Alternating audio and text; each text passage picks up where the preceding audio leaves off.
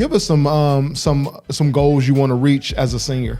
Yeah, I mean, I kind of touched all the school records last year, I think it was, and now we're kind of going after the county records. Orange County, that's probably the epicenter of, Southern California, and then it's Orange County. Orange County's got modern day, it's got everything like that. So breaking those records, which I think I'm pretty close to, is a big one. And then, just like I said, winning and being a good person, that's the ultimate goal. And, I think, we got a good group of guys. We got some good group of guys coming in, so I think we got a good shot. And going after that CAF championship's a big one. Man, he got all the records.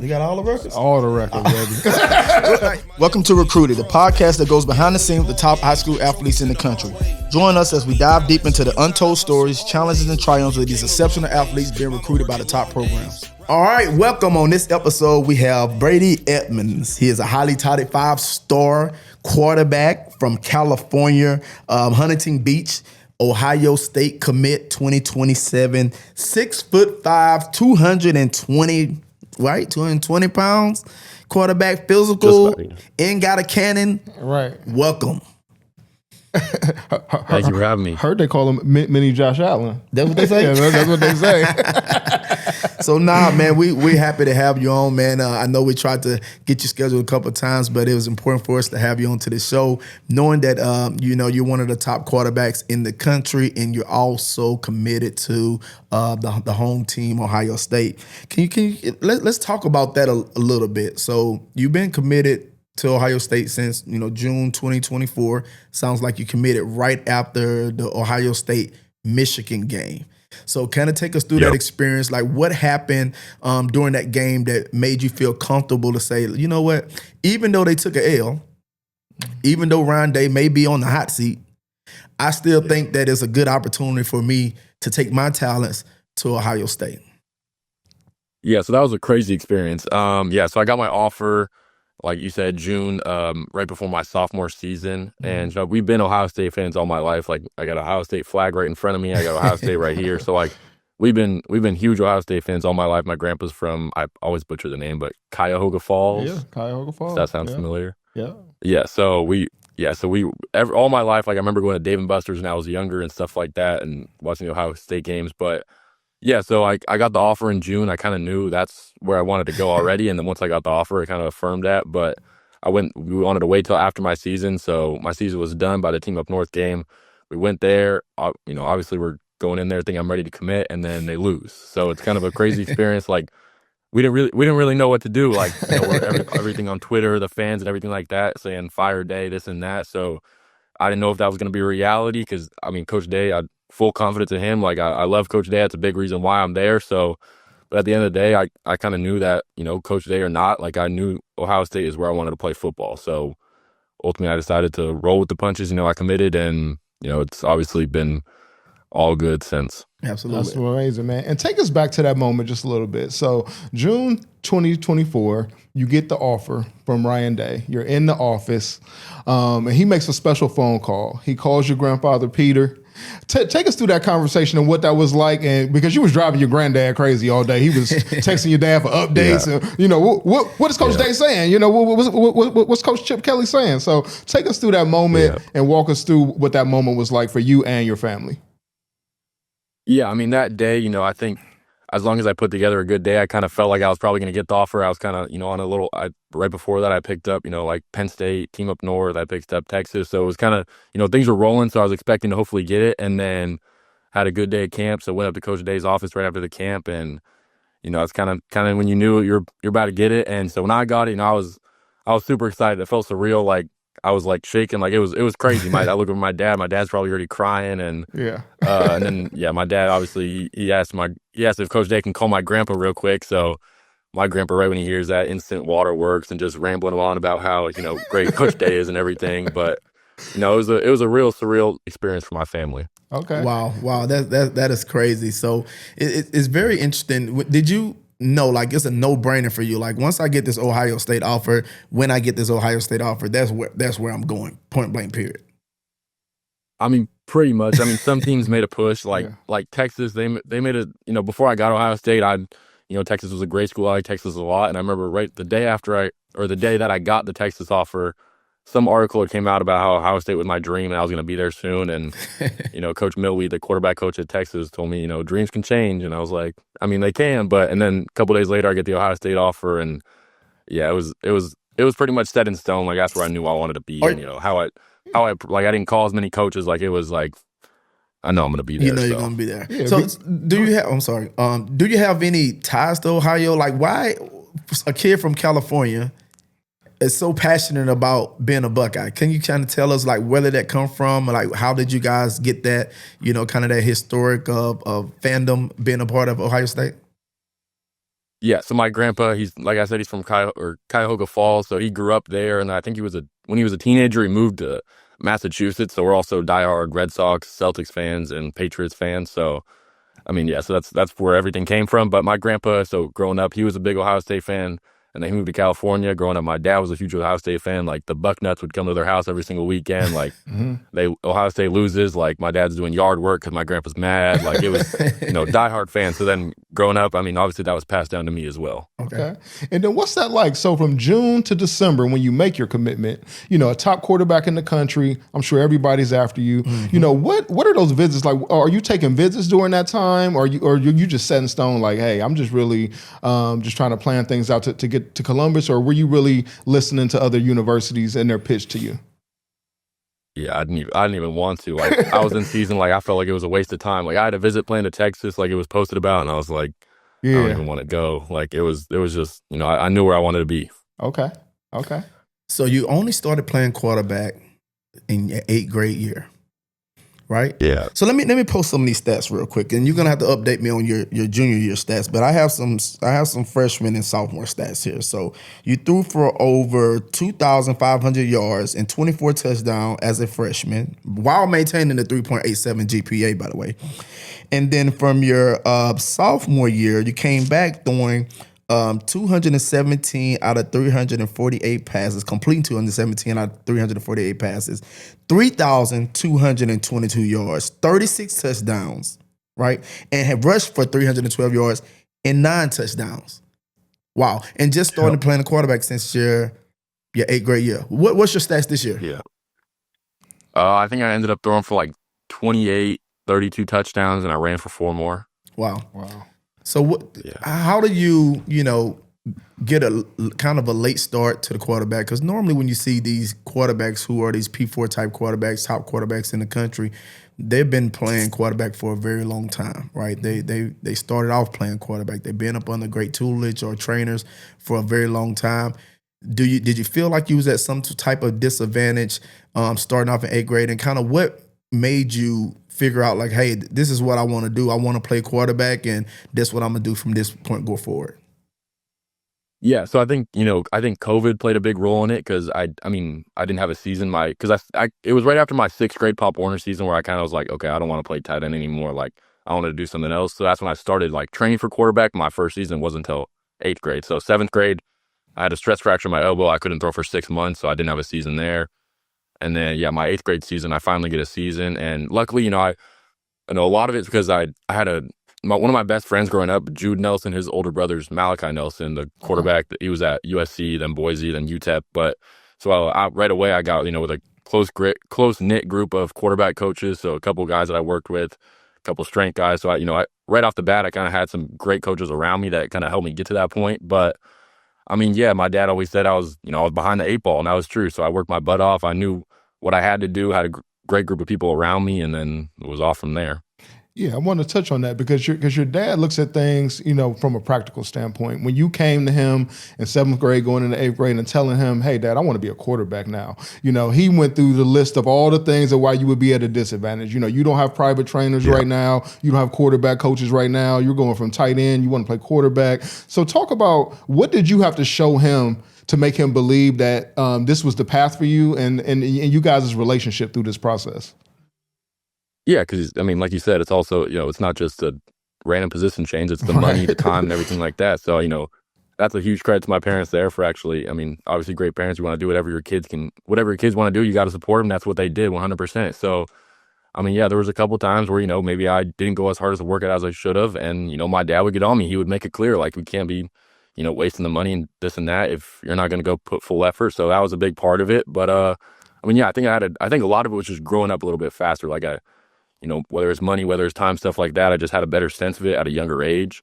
And I think that's a huge credit, to my parents. Like I honestly would not be here without them. And, they put in a lot for me to get to this point. Yeah. So sitting around and during COVID, you're probably watching TV. It had to be something you seen. Was it a player that motivated you? Like, man, I want to make this switch. I want to be a quarterback now. Not really. I mean, I think a lot of it had to do with like basketball too. Like growing up, my main sport was basketball. My dad coached in high school. That was because that was what my dad would get on me the most. Like because he knew basketball. So I mean, I think that was a big thing just because I felt like playing basketball when I was younger, I was always kind of the bigger kid, the best kid on the court. So you always had the ball in your hands at the last second. And I think quarterback, that kind of attracted me a little bit just because you're always in control, and that's kind of what I wanted. Obviously being a tight end, especially in youth football, you're touching the ball about 3 times a season. I just didn't like that. It kind of bored me. Right. So, I wanted, I wanted the control and I wanted the leadership and stuff like that. And, you definitely get that at the quarterback position. So you talk a little bit about the leadership piece, and I can definitely see how that translates from a basketball standpoint. Having the ball in your hand, being dominant and translating that skill over to being a quarterback. Can you talk a little bit about how playing tight end, because when you think about you as a quarterback, people not only just talk about your arm talent, they talk about your physicality.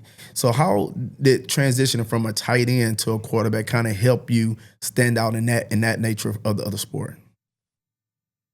Yeah, I mean, I don't even know if tight end helps in that. I think it was more so just the mentality, really. Like I said, when you're younger, I had to grow up a little bit faster. I had to know a little bit more. Like I think, just coming from that, I think it kind of helps me to this point, just because I'm always playing my hardest. There's no half-assing stuff or anything like that. Like I'm going hard all the time, and I think that's part of it, just because the way I was, the way my parents raised me, the way especially my dad in sports and stuff like that. Like that's kind of just why I am the way I am. What would you say is the biggest challenge for when you converted to being a quarterback, going into your high school from an 8th grade year? What was the biggest challenge for you, just kind of getting acclimated to the position at that level? Yeah, I mean, I'd say as a tight end, I probably didn't take football as seriously. It wasn't like, I maybe wanted to play college football, but was I working day in and day out to play college football? Probably not. So, once you're a quarterback, like if you don't do that, then you're going to get exposed pretty quickly and pretty easily. So I think that's a big thing, just like the mental side of football, as well as the physical side. But, the mental side, it's a bigger task than playing any other position or any other position on any other sport. Yeah, absolutely. Yeah. And the quarterback position, man, that's the biggest leader in sports. You know what I mean? So what kind of leadership style do you have on Brady Edmunds? Yeah, I think I've adapted a lot more into a vocal leader this past season. I think growing, my freshman season, it was kind of easy for me. We had 36, I think 24 or 36 seniors or somewhere in between there. That's a lot of seniors, so having that kind of role as a freshman quarterback, especially it was a little difficult at times, but, that's where I kind of adapted more to the, lead by example thing and stuff like that. But, the past 2 years, I think I've stepped up more as a vocal leader, having been one of the older guys now and stuff too. It's a lot easier too, but, at the college level, it's, if you're not a leader, you're going to get lost. Yeah, because Coach Day, he's a huge advocate of quarterbacks. He's like the quarterback whisperer. Yep. You know what I mean? So, how's you guys' relationship been through this process since you've committed? Yeah, I have a great relationship with Coach Day. It's a lot easier too, because I think he relates to me a little bit with RJ and having a kid my age going through the recruiting process and being a quarterback as well. So, but yeah, like you said, Coach Day, the quarterback whisperer, whatever you want to call it, but he's always in the quarterback meetings and stuff like that. So, he's gonna be my second quarterback coach when I'm there. So, having a good relationship with him is key. I want to go back and talk a little bit about you being a freshman quarterback playing around 20 plus seniors.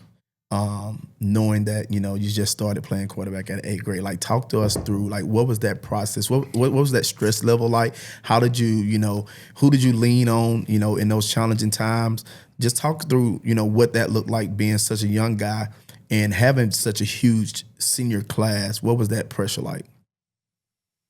Yeah, I mean, I think a decent part of it was, the head coach I had. I had a really, really close relationship, and that's why I ended up at that school. I didn't live in Huntington Beach. I lived about 25 minutes away or so. So I I mean, when I felt like I was varsity ready as an incoming freshman, so I knew I wanted to play varsity football. You know, there's the options of like going to Mater Dei or Boston or something like that and sitting for a year or two and then going to play. But ultimately, I wanted to get on the field as quickly as possible, and it ended up paying off. But yeah, so leaning my head coach, talking to him, you know, those first couple weeks or months or so weren't the easiest because I was battling out with a senior quarterback. I mean, I kind of had a good idea of that I was going to start on varsity, just that's why I was there. But you know, it wasn't just going to be given to me. So having that going through those couple of weeks, but I mean, yeah, really, you know, luckily I had a good, you know, yeah, it was a lot of seniors, but it was a good group of them. So like they welcomed me in pretty quickly, and it was pretty easy to adjust. Wow.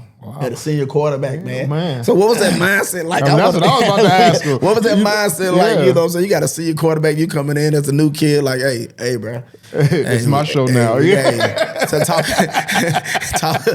us through that a little bit. Now tell us what that mindset was like when you stepped on that field that first day. And, you're competing with a senior quarterback that with also a huge senior class around there. He's been around for a very long time. Probably made him hit the Yeah, I portal. mean, I'm sure that was, yeah, I'm sure that was hard for him. You know, I think he played a little bit his junior year, but you know, sitting that long and being at a school and marinating at that school for so long and ending up not to play. So I mean, huge credit to him because that's not an easy thing to do. I think he's playing some like D2, D3 football now, so he's not by no means was he a bad quarterback. You know, a great dude, but you know, it was hard. I mean, especially because it was more so, you know, at that point he's trying to beat me out just as much as I'm trying to beat him out. So it was, you know, it's hard to have that like brotherhood relationship in those times. But then as the season goes on, and it's all good. But I mean, yeah, you know, it was why I was there. So I mean, I had to just follow through with it. Okay. You talked a little bit about you wanting to get an opportunity to play early, right? And you have options out there in California, like a Mater Dei and those other schools right there. How did you and your family decide, like, hey, let's not go to, you know, the Mater Dei, which gets a lot of exposure, one of the top teams in the country, which, you know, even if you do have to sit a year, you get an opportunity to start for them your junior, senior year, even your sophomore, junior, senior year.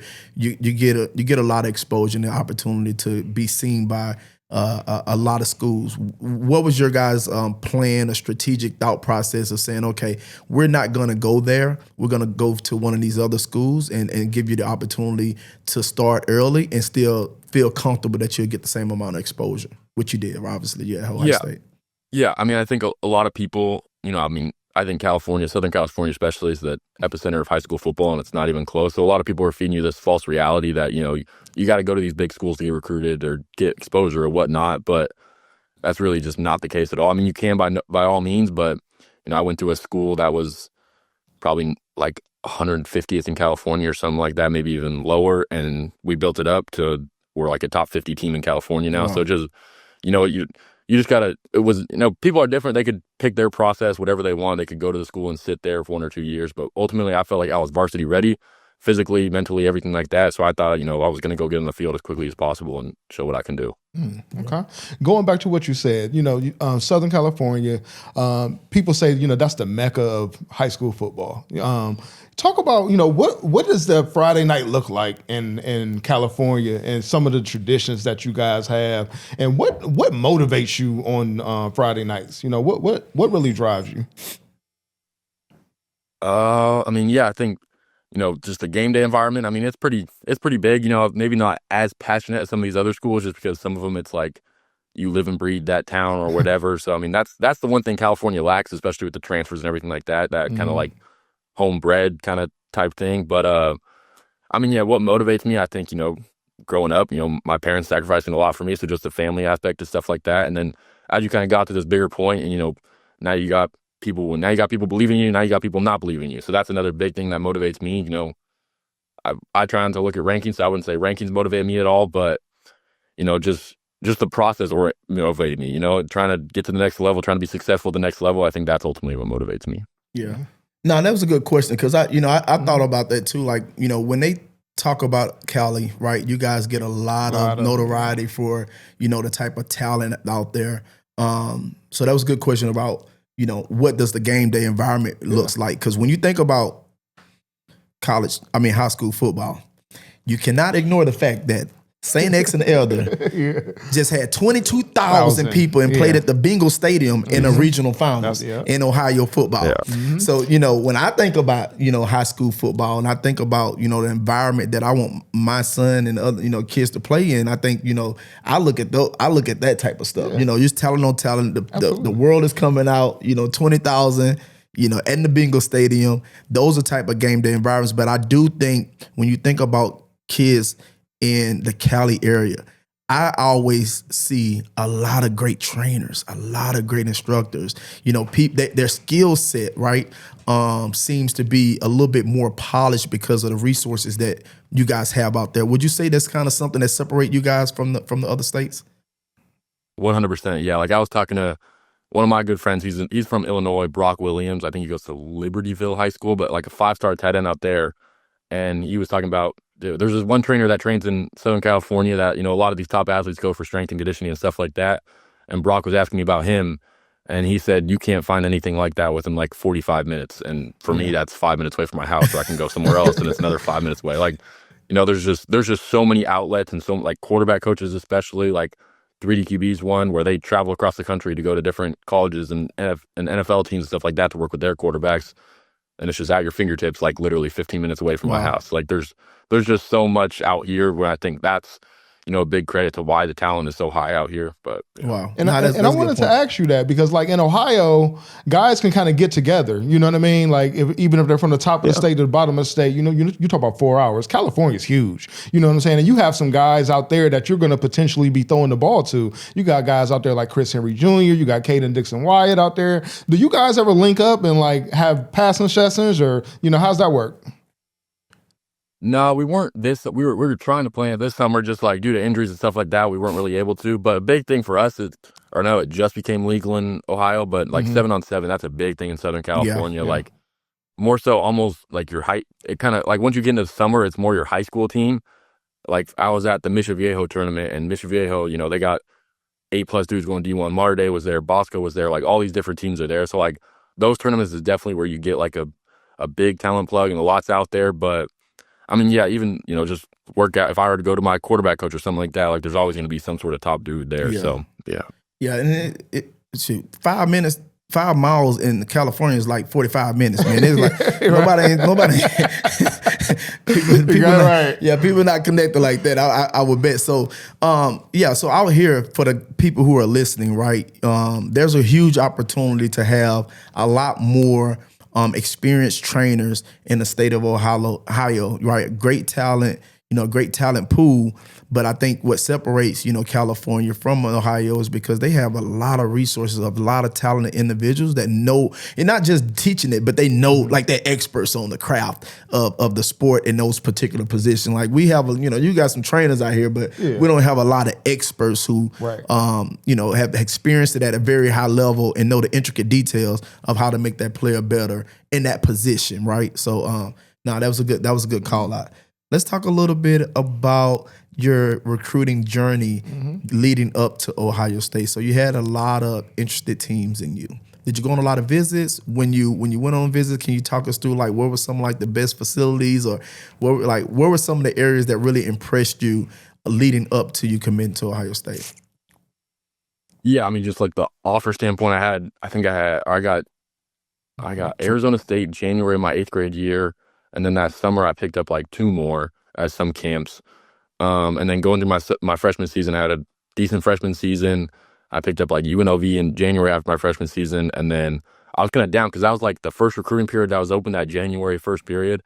And like no one really came around. Like Texas came around, but they were just talking to me, just whatever. But no one really came around. I thought I deserved a lot more than that.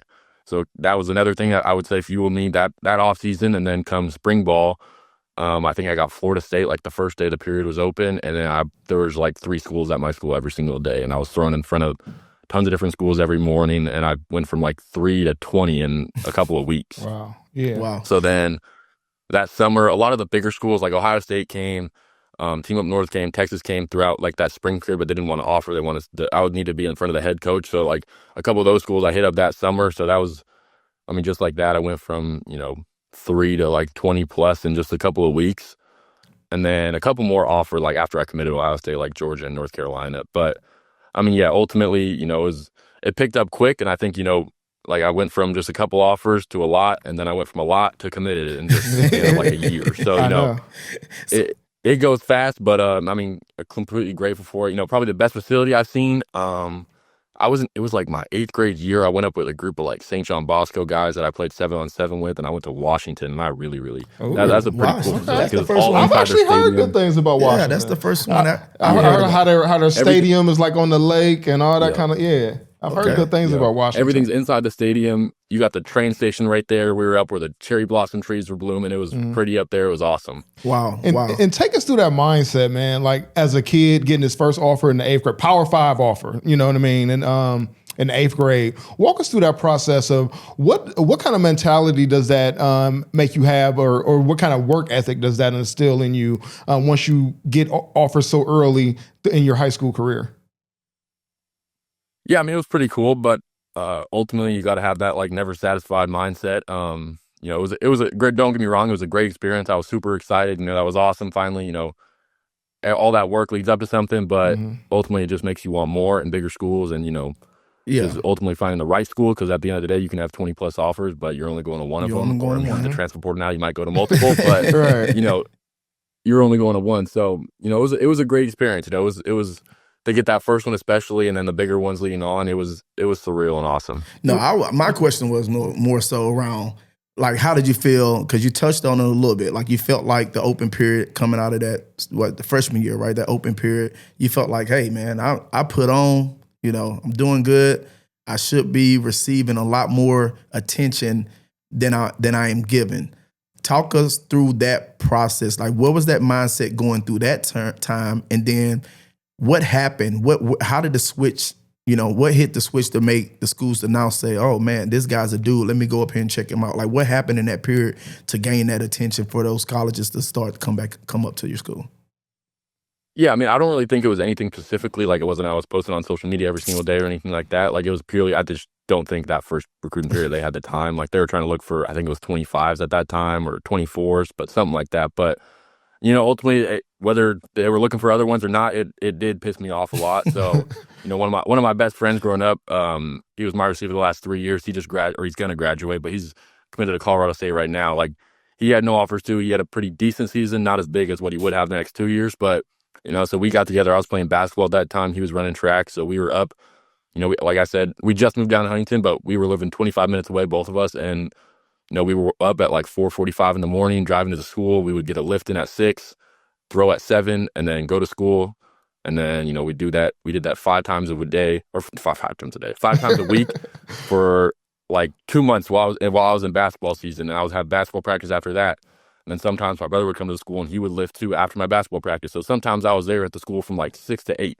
Wow. So, I mean, it was hard sometimes, especially living far too and having to come home and then shower, eat, homework, everything like that. So, I think that's a big reason why I am where I am right now, because that was like a 2-month span where we were going hard at that. And then the spring period opened up, and then that's when everything kind of took off. That's the secret, man. That's the secret. You got to overwork. Yeah. Everybody who come on the show, they talk about overworking. You have to be willing to do and sacrifice what other people are not willing to do and what they're willing to sacrifice. Yeah. That's how you become elite. That's how you become a quarterback that's signed and committed to Ohio State since a sophomore, right? So, like, the proof is in the pudding, man. You got to put in the time. You got to put the work in, man. And I wanted to know, how do you feel about, is it difficult for quarterbacks to get recruited, like knowing that there can only be one and there's so many options with the portal and then guys staying on campus longer? Is it hard for quarterbacks to get recruited? I mean, I feel like if you're a dude, you're a dude.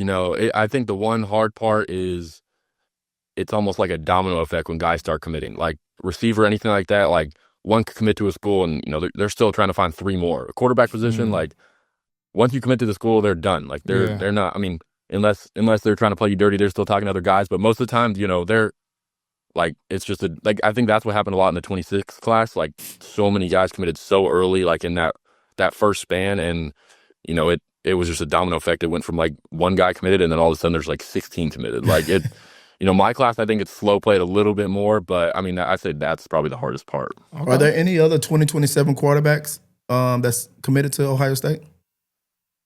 Ohio State? No. Okay. No, not Ohio And did State. they bring any top quarterbacks from 2026? They just got a commitment actually from another Southern California guy. Okay. Yeah. Okay. And okay. So that's gonna be some of your competition. Hold on, Greg. Let's get into the juice. Hey, man. Hey, that's gonna be your competition, right? Because he's gonna have a year ahead of you. Yep. And I know you're not going to plan on sitting for 3 years. No. Right. So what's the mindset knowing that they got a 2026 kid that's coming in a year before you? And Tavian came in 25. And Tavian came in 2025. So talk us through, like, what's your game plan? What's your mindset going in day one? Yeah, I mean, I think it's just a roll with the process, whether the process is start as a freshman or sit 1 year or sit 2 years. Obviously when I get in there, Julian's probably going to be on his way out. So that spot's going to be wide open. So, my mindset is I'm going to go start as a freshman. If that doesn't happen, then okay, then, I'm going to take advantage of all my opportunities. And when the time comes, I'm not going to let it go. Absolutely. Because I was gonna call you Cap because you said that you wanted to wait the process and do all that. But knowing you, I think you want to come in and start as a freshman. You know what I mean? So I think you're gonna try to do whatever it takes to get on that field with that 6'5" body and sling it around. Yeah, you're 6'5". Right. You're 6'5", because you're gonna stand out in the room. So what you're doing, like, talk us through what things are you doing now to prepare? Because I tell these guys who are early committed guys or people who are highly recruited, they know they're going to play major D1 football, and they're only in their junior year. So I mean, you got a whole junior season and an off season plus a whole nother football season to prepare for college. Not just who you're playing on your high school schedule. You got an opportunity to prepare for college. So what things are you doing different to kind of that maybe your teammates are doing that you're doing to kind of prepare yourself to be ready day one when you step on Ohio State campus? Yeah, I'd say it's the mental side for sure. Like, I think, my thought process is you're getting recruited for your skill set, and then, your people, college coaches realistically probably don't even know your work ethic or anything like that. You're just getting recruited for your skill set. Yeah. Mm-hmm. So, that's going to get me there, and then now once I get there, I need to succeed with my work ethic, and then right now I need to, get smarter. I think that's the biggest thing, especially in Southern California, like these other guys from other states. I mean, they might be good at football, but like you said earlier, there's not a lot of outlets or anything like that. Like me, I'm on a Zoom meeting like once a week, just talking football with one of my quarterback coaches, and weekly game week 2 stuff like that. Talking at a higher level is really gonna once you get to Ohio State and once you get to whatever big school, that's really how it's gonna pay off, and that's what's gonna get you on the field sooner. Ooh, you just dropped one in. Drop the nuggets. Hey, do y'all have IQ Zoom calls? Right. Huh?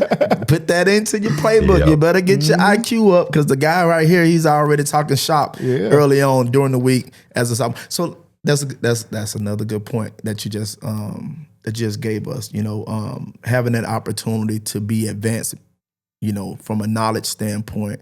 Obviously, you can throw the ball. Obviously, you have the physicality and the measurements to be able to stand out in your room, but you're going to go in there with a wealth of knowledge already kind of prepared to be able to digest a collegiate playbook and understand the proper reads and things that you need to do to help you be successful as a quarterback. That's, shout out to, your dad, your mother, your grandfather, all your support system that has you on this regimen, because, man, I mean, everybody doesn't have that. Now, I didn't even think about the IQ call, man. We have to do that. Yeah. So speaking of the IQ, do you want to have a run through a play? Yeah. I do want to do that. So we talked a little bit about that in our pre-show. So being a quarterback, a young quarterback, right? There's a lot of things going on Friday night, and you have to know a lot to prepare your team to win. Because if you lose, everybody mad at you. Yeah. If you win, everybody's celebrating you. So, it's a lot to take on as a quarterback and as an individual player.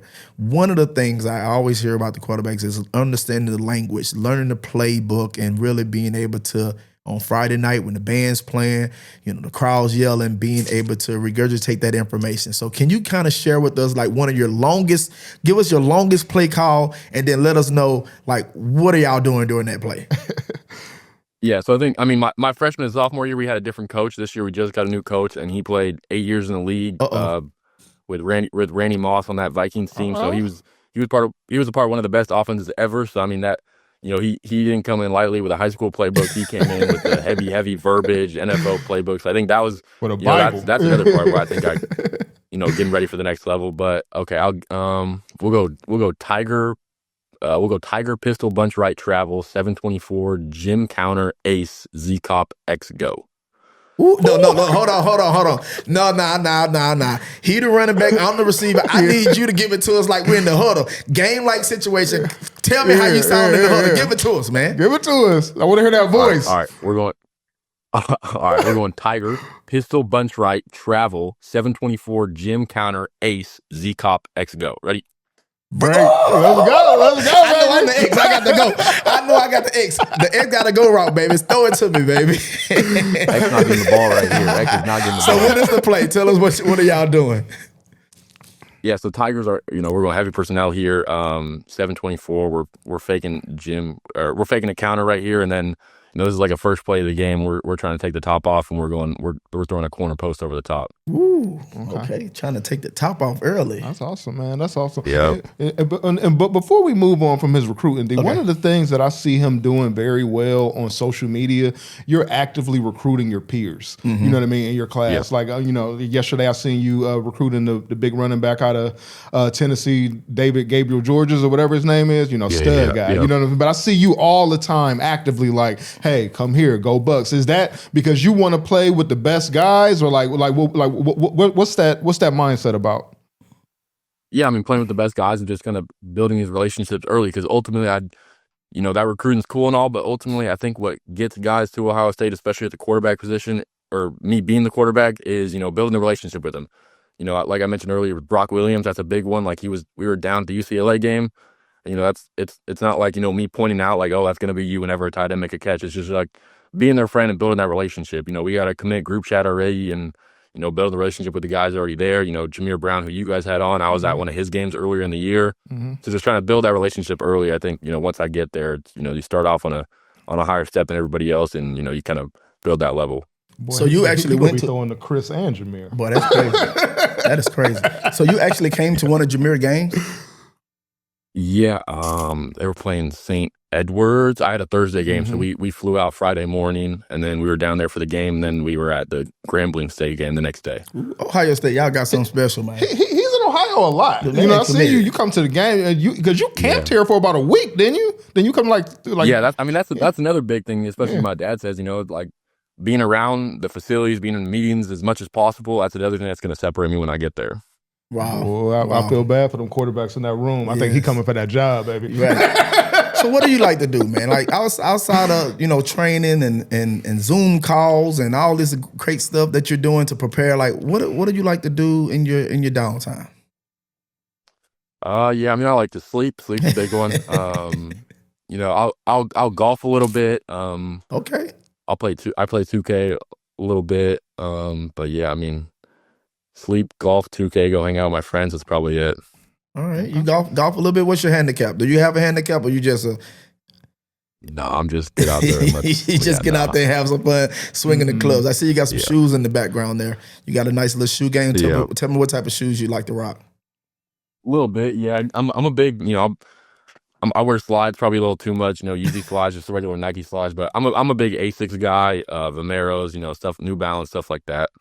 All right. Okay. Now I can't let you off the hook that easy. On the show we do our research, and I understand that you have already started, community outreach in the Columbus area. You have a partnership with Nationwide Children's Hospital in Columbus. You've even used a bunch of your own NIL money to purchase these kids books, toys, things off their Amazon gift card, things like that. Where does that passion come from, man? And talk about that a little bit, because I'm really proud of you about that. Yeah, I mean, trying to just install myself in the community as much as possible. I'd say that's another part of like the social media thing. Just trying to install myself in the Columbus community, because, when I first committed, people didn't really understand the Ohio roots and everything like that, the Ohio State roots. They just see, like, I think my caption when I committed was like "born to be a Buckeye" or something like that, and people are like, "You're from Southern California. How are you born to be a Buckeye?"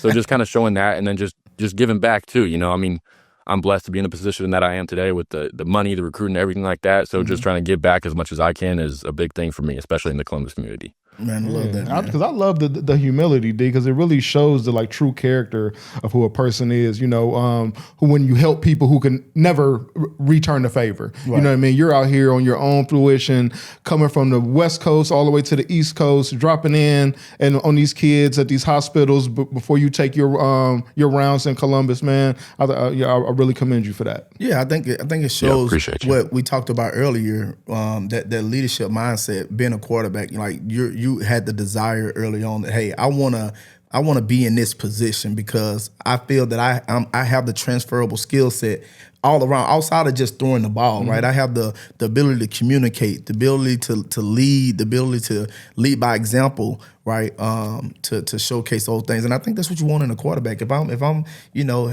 leading an organization, a program. This is the type of guy that I want leading my program, not just someone who can sling the ball, someone that's an overall genuine person that's going to add value inside the locker room and outside the locker room. So I agree with you, Greg.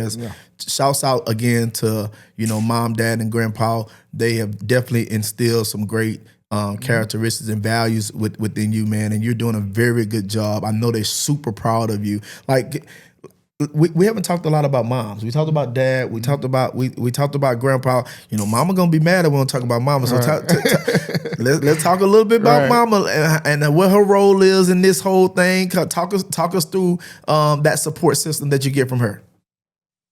Yeah, I mean, I think that's the word support pretty much sums it all up. She might not be in the loop 24/7 or know what's going on or might understand what's going on, but when things get hard, everything like that, my mom's there to support me 100%. So I think, that aspect, whether if my dad wants to get on me, my mom's gonna be like, it's okay. Like, she's kind of the support one right there, the emotional support one. Yeah. We talked about it before. Behind every hard-nosed dad, there's a consoling mama waiting for you to, hey, baby, he crazy. He's all right. I love you. He love you too. He just wants you to be the best version of yourself. Yeah, because I'm sure you realize, but sometimes the people that's watching, see these athletes on our show and they don't understand, especially a kid at your level, especially a quarterback, top quarterback in the country. Your parents, the sacrifices that they have to make to get you from A to B to trainer to school, like the sacrifices are endless, man. Endless. Yeah, 100%. Yeah. So what do you do to show gratitude? Because I think that's something that we need to start talking about as well. Like, knowing that these parents are doing everything, and you're a teenager, right? And you have a lot going on in what you think in your life this early on in your life. But, you have your parents that's behind you and they're supporting you through the ups and downs. Like, what do you feel like is your way of saying thank you and I love you? Yeah, I mean, sometimes, at the end of the day, I'm still a teenage kid too, so it's kind of, you don't think about those things sometimes. I think you might not slip your brain or anything like that. But yeah, I mean, just the little things, whether it be like, okay, I'm in a better, financial situation or anything like that. Just getting something from my mom or dad or anything like that. But especially when I'm older, taking care of them, and that's going to be a big thing. But I mean, yeah, just little things like that. So you got a homework assignment from the recruited team here today. All right.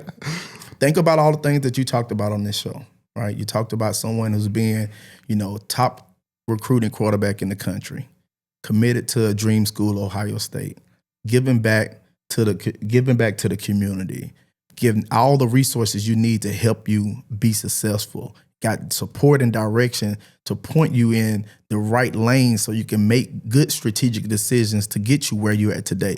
All these things come from the support system that you have. So your homework today, and we're going to follow up and make sure this happens. All right. And you tell them, recruiter gave you some homework. You're going to go hug mom, dad today and say, I just want to tell y'all, thank you. Just thank you. I love you. Will do. And thank you. Yep. Is that cool? Can we commit? Can we get a commitment on that? We can make that happen. Yeah. All right, we got to commit it on recruiting. There we go. So we got a commitment for sure. Man, talk about some of the players that you kind of model your game after, man. Who are some guys you look up to? Yeah, I mean, you touched on Josh Allen earlier. I'd say that's one for sure. Herbert's another big one. I was always, that before it was Josh Allen, it was always, I was referred to as Herbert or anything like that. Okay. And then, my namesake, like I said earlier, we were big Patriots fans. I'd say Tom Brady's probably a big one up there. Okay. Okay. Awesome. And now I'm gonna give you something for the Buckeye fans. So you better put some good names on here, man. I want you to give me your Mount Rushmore of Buckeye quarterbacks. Ooh. Okay. you get 4. Well, see, I'm a little recency biased too because some of these dudes I wasn't even born yet. So that's cool. I still got a lot of. No parent order. I still got a lot of hope in Justin Fields. I like Justin Fields a lot. Okay. I'll put up Stroud, and then shoot. I don't think people give Will enough credit. Yeah. I like it. Yeah, Will Howard. I said I put those 3 up there. I definitely don't think people give Will as much credit especially as a leadership aspect role. Like that's the big thing that they were preaching to me too. Like Will's not the most talented in the world. He can't throw the ball 50 yards, but he made do and he got it done. Okay. Got it done. And the guy who I thought you were gonna put on there, who you remind me of the most, is Dwayne Haskins, RP. You know what I mean? Yeah, I could. They say that sometimes too. Yeah, for sure. So just talk about legacy. All right, what do you want the fan base of Ohio State? What do you want the community of Columbus? What do you want them to know about you, and what legacy do you want to leave with them? Yeah, I mean, I think the biggest one is I want to be a winner.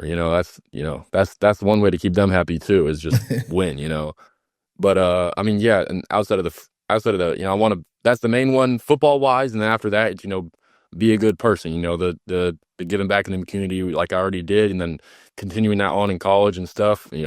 Obviously, Coach Day has a close relationship with the Nationwide Hospital too, so just keep building that up. But I mean, yeah, a winner and a good person is probably just sums it all up. Okay. Good. And keeping up on your legacy, man. Max Prep All-American, California All-Star. You hold every single record at your school. Give us some goals you want to reach as a senior. Yeah, I mean, I kind of touched all the school records last year, I think it was, and now we're kind of going after the county records. Orange County, that's probably the epicenter of Southern California, and then it's Orange County. Orange County's got modern day, it's got everything like that. So breaking those records, which I think I'm pretty close to, is a big one. And then, just like I said, winning and being a good person, that's the ultimate goal. And, I think, we got a good group of guys. We got some good group of guys coming in. So I think we got a good shot, and going after that CAF championship's a big one. Man, he got all the records. He got all the records? All the records, baby. Every major record. Well, then give us this, Dan. Take us through an adverse game. Tell us, like, what was one of your most challenging games that you've had, and what did you learn from that, and how did you get better from it? I probably give it to this year. We're playing Crean Lutheran, who I think they have 20 plus Division I guys on their team. Wow. They're front. They got a dude going to UCLA, a Cal Poly, Florida State. Like, their box is legit. Like, they got 7 D1 dudes in their box, and all credit to my O-line. They got heart, but I'm bigger than some of my linemen. I'm bigger than a lot of my own linemen. I think I weigh more than 4 out of the 5 of them. So it was a challenge, and they're back. Crean Lutheran's back end too is nothing. They got both safeties going D1. And they got 3 D1 corners. So it's a legit squad, and going up against that when we had some dudes banged up, and really we had like one of our top receivers playing, and then some other dudes that haven't played a lot of football. So we're by no means are we really even supposed to be in that game, and we had a big lead. We ended up not even winning that game, but just, kind of that aspect of going against top talent when you might not have the same amount of talent. But, I mean, your guys got heart, that's for sure. But I think we ended up losing 31-28. But, wow. Going through that game, I think I played pretty well that game too. So that was probably one of my toughest, probably my toughest games, yeah. Wow. Yeah. Do you have any D1 receivers, any guys that the scouts should look at? Shout out whoever you want to shout out. Yeah, I mean, my center's probably going to go D1. He's same grade as me. He doesn't have anything right now, but he'll probably end up at like an NAU or a UNLV or San Diego State or something like that. I got one receiver that I've been with 3 years now. He broke, I think he's number 2 in Orange County for receiving yards. He ended up in like 3,500 for his career or something like that. He went for 1,500 this last year. So he's going to Colorado State. He had like 10 plus D1 offers. We got couple other guys in my class, Dylan Bruce, Jamel Champion, they got like 10 plus offers too, going both ways. That's all like the D1 guys we got, but who knows? Senior year, someone else could pop off, and we could, they could be going after us too. But that's a big thing that I do too. Is like especially Troy, who's been with me the past 3 years. Trying to expose him as much as possible. Like, right. Throughout this process, you get close with a lot of these coaches that are recruiting you, and like he was committed to San Diego State for a while, and for me, I was calling the San Diego State coaches, telling them like, you got to get after this guy. Like he had no offers at that time. I was like, he just went for 1,300, and he still has no offers his junior year, and I was like, okay. I'm calling schools all around, Ohio State, see if they can help me out at all. But that's a big thing that I think I do pretty well as well. Because you said your coach comes in with that NFL pedigree, right? So does he understand that aspect of high school football of you also have to wear that hat as a recruiter as well? Or does he leave that up to you guys to kind of get recruited as it happens? No, he helps out a lot too. He's been an NFL guy, but he's also coached high school football for quite a while. Like some big name schools like Long Beach Poly, he's been at Orange Lutheran, who's the top school in the country. A couple other schools, but he knows how it goes. This is his first year being a head coach, or was his first year being a head coach. But the recruiting aspect, he's been around for a while, and he's been around the 7-on-7 and everything like that. Like he knows how it goes, so he helps out a good amount too. Awesome. Man, I love it, man. I love it. You dropped another nugget, man. Put your boys on, man. Yeah. Put your boys on, man. You know what I'm saying? If you know you got some dogs out there that you playing with and they ain't getting recruited or getting the attention that they're supposed to be getting, put your boys on. Yeah, for sure. And you have a huge platform, so use it, man. You know what I mean? Absolutely. Yeah. Do we have any Kappa fact tonight? I got Kappa. We got Kappa fact. I got. All right, we're gonna end this thing. We're gonna get some cap or fact going on. You know what I'm saying? I'm gonna let Greg explain to you what's going on, but it's gonna have a little fun playing a little Kappa fact. Okay, Brady. So I'm gonna take you through a 4-pack of questions, cap or fact, whether you believe if it's true or whether you believe it's false. All right. Got it. Okay, all right, let's do it. First one, cap or fact. Now, this is what I hear. They say California football players are soft. Cap or fact? Cap. He said, don't shoot the messenger. This is what I hear. Okay. So next question, cap or fact? The quarterback position is the hardest position in all of sports. By far, 100% fact. Okay, fact. Okay. My next question is, the game this Saturday, does the streak end? The streak ends, cap or fact? Cap. You better say that loud, man. You got to say that louder for the people. They won't be able to keep up. I don't even think I don't think it would be close last year, but this year, I especially if Carnell and Jeremiah probably will be healthy. But I don't even think it'll be close. Okay. And my last question is: it's a lot of coaches on the hot seat, and it's a lot of players moving around. So does that mean Brady Edmunds is on flip watch in his commitment? Cap or fact? No, cap. You heard the cap. He's stuttering in there. It's cap, though. I heard him loud and clear. He said cap. You heard him, Buckeyes. Do not get it twisted. He made a little, he mean cap. Right. I'm locked in. I don't even talk to anybody else. I'm locked in. I know where I want to be. Wow, awesome. Absolutely. Now we believe it, man. It's great time interviewing you, and you dropped a lot of jewels, man. And it's just a pleasure to have the opportunity to talk through your process. And we learned a lot. I hope our audience learned a lot of some of the things and jewels that you dropped around on community involvement, putting your homeboys on and things, the extracurricular things that you do mentally to get prepared for the game. I think you dropped a lot of jewels today. Can you go ahead and drop your socials so everyone can follow you that follow us? Yeah, my socials, Instagram, TikTok, Twitter, everything like that is just Brady Edmunds 9. Brady Edmunds 9. Awesome. Man, It's been a pleasure. It's been a pleasure. Appreciate you jumping on with us. And also let us know who you think we should call up next to the recruited episode. I hope you had a great time. But guess what? You've been recruited. Yes, sir.